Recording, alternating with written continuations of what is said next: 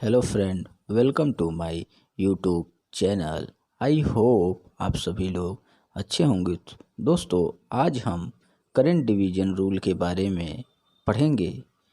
प्रतिरोध और इंडक्टेंस में रेजिस्टेंस एंड इंडक्टेंस में करंट डिवीजन रूल क्या होता है और इसके फार्मूले कैसे होते हैं, इसके को हम आज एक्सप्लेन करेंगे। क्योंकि करंट डिवीजन रूल हो गया या फिर वोल्टेज डिवीजन रूल हो गया, ये हमें किसी भी क्वेश्चन को सॉल्व करने में काफ़ी मददगार होते हैं। इससे हमें क्वेश्चन सॉल्व करने में काफ़ी आसानी होती है, तो इसको जानना बेहद ही ज़रूरी होता है। तो चलिए आइए बिना किसी लेट किए हम लोग आगे बढ़ते हैं। ये शुरू करते हैं हम लोग। तो देखिए, यहाँ आप लोग फिगर में देख रहे होंगे कि दो रेजिस्टेंस आपस में पैरेलल में, यहाँ पे देखिए दो रेजिस्टेंस यहाँ आपस में R1 R2 पैरेलल में जुड़े हुए हैं और इसके अक्रॉस वोल्टेज भी हमने दिया हुआ है और जिससे करंट आई जा रही है। और हम लोग जानते हैं कि यदि कोई भी करंट किसी नोड पे जाती है ये, तो वहाँ से करंट क्या हो जाएगी, बट जाएगी। या साधारण भाषा में जाने तो पैरेलल में यदि कोई चीज़ जुड़ी हुई है और करंट यदि मुख्य ब्रांच से मतलब मेन सप्लाई सोर्स से जा रहा है तो करंट क्या होगी, बढ़ जाएगी। तो यहाँ I1 हो गया दोस्तों, यहाँ I2 हो गया। तो हम लोग यहाँ according to KCL law, Kirchhoff current law, हम लोग जानते हैं कि किसी भी नोड पे जाने वाली करंट और आने वाली करंट दोनों का योग आपस में बराबर होता है। दोस्तों, मैं बिल्कुल ही सिंपल साधारण तरीके से इसका एक्सप्लेनेशन करूँगा, तो इसको आप लोग ध्यान से देखें और पूरा वीडियो लास्ट तक ज़रूर देखें। तो हमारा I बराबर I1 प्लस I2, आप लोग KCL और KVL का लाभ ही हमारे चैनल पे मौजूद है, उसको आप लोग देख लें तो आप लोग वीडियो आप लोग को अच्छे तरह से समझ में आएगा। तो आइए शुरू करते हैं। I बराबर दोस्तों I1 प्लस I2 हो गया। अब in parallel combination of resistance, यदि दो रेजिस्टेंस आपस में पैरेलल जुड़े हुए हैं तो उनका तुल्यकाली मतलब equivalent resistance R1 into R2 upon R1 plus R2 होता है। हम लोग सीरीज और पैरेलल कॉम्बिनेशन ऑफ रेजिस्टेंस में ये पढ़ते हैं कि सीरीज में जब रेजिस्टेंस जुड़े होते हैं तब उनका इक्विवेलेंट क्या होता है और पैरेलल में जब जुड़े होते हैं तब क्या होता है। उम्मीद है लोगों को आता होगा, नहीं भी आता होगा तो कोई बात नहीं है, आप लोग हमें बताइएगा। Series parallel combination of resistance पे भी वीडियो को ज़रूर बनाया जाएगा। तो ये यदि पैरेलल में हमारे दो रेजिस्टेंस जुड़े हुए हैं तो इनका ये तुल्यकालिक प्रतिरोध मीन्स इक्विवेलेंट रेजिस्टेंस बराबर इतना हो गया। अब यदि हम बात करें V बराबर, ये जो सप्लाई वोल्टेज है हमारा, क्योंकि देखिए दोनों के अक्रॉस में वही वोल्टेज हमारा होगा। वोल्टेज क्या मतलब पोटेंशियल डिफरेंस बोलते हैं दोस्तों। तो ये हमारा दोनों रेजिस्टेंस के अक्रॉस यही। तो यदि हम V बराबर टोटल बात करें तो जो सप्लाई वोल्टेज है वो total I into total resistance of circuit होगा, वही R इक्विवेलेंट। तो हमारे ये टोटल रेजिस्टेंस I जो फ्लो हो रहा था सप्लाई सोर्स के द्वारा ये, और R इक्विवेलेंट दोस्तों हम लोगों ने जाना पैरेलल में क्या होता है R1 R2 upon R1 plus R2 जब दो रेजिस्टेंस जुड़े होते हैं। तो अब यदि इसी बेस पे हम लोग I1 बराबर बात करें दोस्तों, तो I1 बराबर क्या होता है, हम लोग फार्मूला पढ़ते हैं दोस्तों कि I बराबर V अपॉन R होता है। तो हम I1 की बात कर रहे हैं, तो इस रेजिस्टेंस में जो करंट जारी है वो I1 है। तो I1 बराबर क्या होगा दोस्तों, इस रेजिस्टेंस के अक्रॉस वोल्टेज। तो वोल्टेज कितना है दोस्तों, V है, पैरेलल में जुड़ा हुआ है, और रेजिस्टेंस कितना है दोस्तों, R1 है। तो अपॉन हम लोग यहाँ कितना कर दिए दोस्तों, R1 कर दिए। अब बराबर ये V का मान, ये देखिए यहाँ पे कितना था दोस्तों, I R1 R2 plus R1 plus R2। तो यहाँ पे हम लोगों ने V का मान यहाँ से यहाँ पुट कर दिया, I R1 R2 और R1 प्लस R2, और ये R1 यहाँ R1। तो ये R1 कैंसिल आउट हो गया, जिसके कारण I R2 upon R1 plus R2। तो दोस्तों पैरेलल कॉम्बिनेशन जब भी रहे और यदि हमें उसमें करंट किसी भी एक रेजिस्टेंस में निकालना हो तो उस सर्किट का दोस्तों क्या करते हैं दोस्तों, total current multiply other resistance. जिस भी रेजिस्टेंस का, जैसे R1 का हमको करंट निकालना था, R1 में रेजिस्टेंस में जो करंट जा रही थी उसको निकालना था, तो उसके लिए सिंपल सा लॉजिक है दोस्तों, टोटल करंट हम कर देंगे मल्टीप्लाई दूसरा resistance upon R1 plus R2।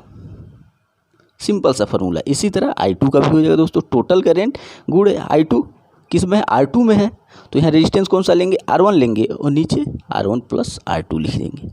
तो इस प्रकार दोस्तों ये फॉर्मूला यहाँ आता है। उम्मीद है आप लोग को समझ में आया होगा। आइए वीडियो को बहुत लंबा ना करते हुए दोस्तों हम लोग जो है पैरेलल कॉम्बिनेशन ऑफ इंडक्टर में क्या होता है उसको भी हम लोग दोस्तों देखने का प्रयास करते हैं। तो आइए इसको हम लोग देखते हैं पैरेलल कॉम्बिनेशन में क्या होता है। उम्मीद है कि आप लोगों को दिख रहा होगा, डिस्टर्बेंस के लिए सॉरी। तो आइए हम लोग देखते हैं पैरेलल कॉम्बिनेशन ऑफ इंडक्टेंस। तो ये देखिए दोस्तों हमारा दो कॉइल पैरेलल में जुड़ा हुआ है जिसका इंडक्टेंस मतलब इसको इंडक्टर भी बोलते हैं दोस्तों। तो हमारा ये दोनों देखिए पैरेलल में जुड़ा हुआ है और इसकी L1 और L2 इंडक्टेंस है। यहाँ हम लोगों ने V सप्लाई वोल्ट दे रखा है, इसके द्वारा I करंट का सप्लाई इसमें हो रहा है। तो आइए दोस्तों हम लोग पैरेलल कॉम्बिनेशन ऑफ इंडक्टर के बारे में देखते हैं। तो यहाँ देखिएगा दोस्तों दो कॉइल हमारा पैरेलल में जुड़ा हुआ है और इसकी L1 व L2 वैल्यू है और हम लोगों ने V वोल्ट की सप्लाई दे रखी है जिसके द्वारा I करंट सप्लाई हो रहा है।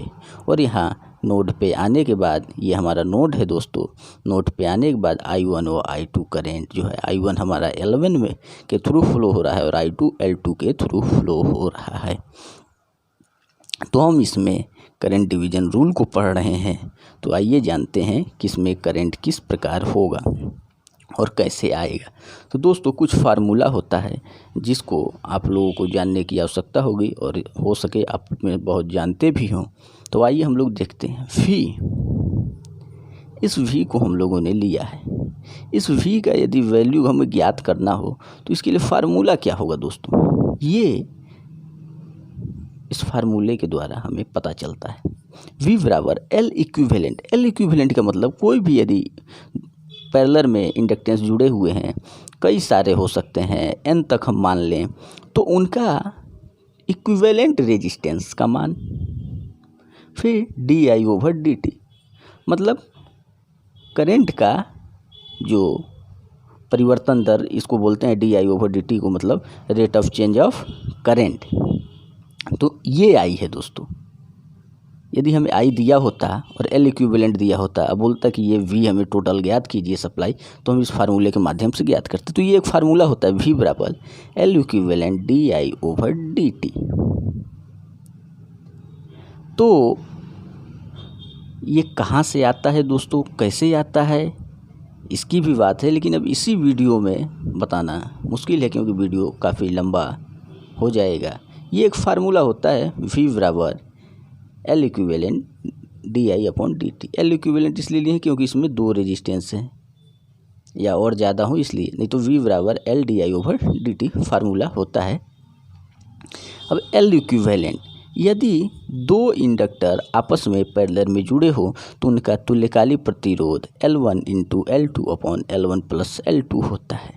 सेम सीरीज की तरह ही इसका होता है, जैसे सीरीज रेजिस्टेंस जो जुड़े होते हैं सीरीज में, उसके बाद उनका जो तुल्यकाली प्रतिरोध निकालते हैं, उसी प्रकार सेम वही यहाँ भी फार्मूला होता है। हालांकि इसका विधि अलग है कि यदि दो पैरेलल में इंडक्टर जुड़े हुए हैं तो उसका तुल्यकाली जो इंडक्टेंस होगा मतलब इक्विवेलेंट हमारा इंडक्टेंस जो होगा वो कैसे ज्ञात करें। यदि नहीं आता होगा दोस्तों बताइएगा, इस पर भी मैं वीडियो ज़रूर बनाऊँगा। तो ये देखिए यदि दो पैरेलल में इंडक्टर जुड़े हुए हैं तो उनका तुल्यकाली इंडक्टेंस जो होता है L equivalent L1 × L2 upon L1 plus L2।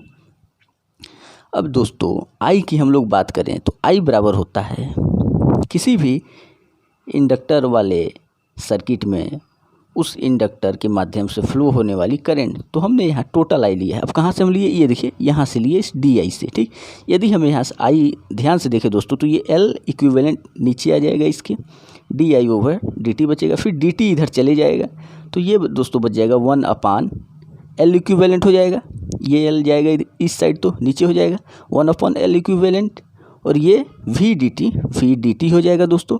अब यहाँ di था, तो इंटीग्रेशन कर देंगे दोस्तों, डी हट जाएगा, आई बच जाएगा और इस साइड इंटीग्रेशन रहेगा, वी डी टी हो जाएगा। अब ये आई एल इक्विवेलेंट इधर ले जाए, आई एल इक्विवेलेंट आ गया दोस्तों, इंटीग्रेशन वी डी टी। अब दोस्तों यहाँ एल इक्विवेलेंट हम लोग देखे थे कितना है, इतना है, तो यहाँ एल इक्विवेलेंट का हम लोग मान रख दिए आई, फिर एल इक्विवेलेंट का L1 L2 upon L1 plus L2 बराबर इंटीग्रेशन वी डी टी। तो वी डी टी का वैल्यू कितना हो गया दोस्तों, I L1 plus L2 upon L1 plus L2। अब सेम इसी प्रकार हम लोगों ने टोटल आई था ये दोस्तों, यदि I1 की हम लोग बात करें दोस्तों, I1 current through a L1 inductor, ठीक, तो I1 बराबर I upon L1 integration V, V ही क्यों होगा, क्योंकि ये देखिए दोस्तों पैरेलल में इन दोनों टर्मिनल के अक्रॉस वी वोल्टेज ही है, तो यहाँ वी हो जाएगा दोस्तों, आई अपॉन L1 हो गया, और इंटीग्रेशन वी डी टी का वैल्यू हमें यहाँ से ये वाला ये यहाँ पुट करेंगे दोस्तों, I L1 L2 upon L1 plus L2, L1 L1 cancel out, I into L2 upon L1 plus L2।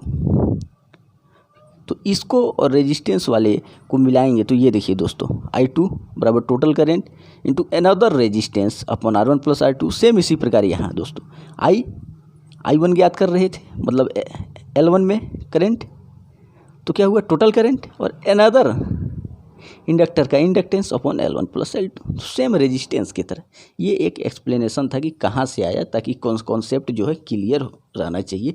इसी प्रकार सेम दोस्तों यदि हम बात करें तो सेकेंड जो है I2 बराबर 1 upon L2 integration V D T का वैल्यू हम लोग वहाँ रखेंगे, उसके बाद करंट हमारा आ जाएगा I2 में भी। तो दोस्तों इस प्रकार हम लोग parallel communication of resistance and inductance में करंट डिवीज़न को देखते हैं और उसके फॉर्मूले को देखते हैं, और इस प्रकार हम अपने सर्किट को सॉल्व बहुत ही ईजिली कर लेते हैं। तो उम्मीद है दोस्तों कि आप लोगों को समझ में आया होगा। जो भी यदि आपको कुछ प्रॉब्लम लग रहा हो तो उसके लिए आप कमेंट करें, और अच्छा लगा हो वीडियो तो लाइक करें, सब्सक्राइब करें और शेयर करें दोस्तों।